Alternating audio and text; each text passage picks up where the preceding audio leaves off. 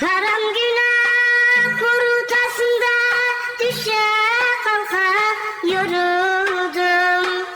Buldum bir Allah dostunu, tövbe ettim kurutuldum.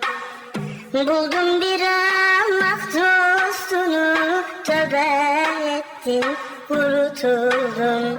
Allah dostu Resulü soyu, Sultanım Abdullah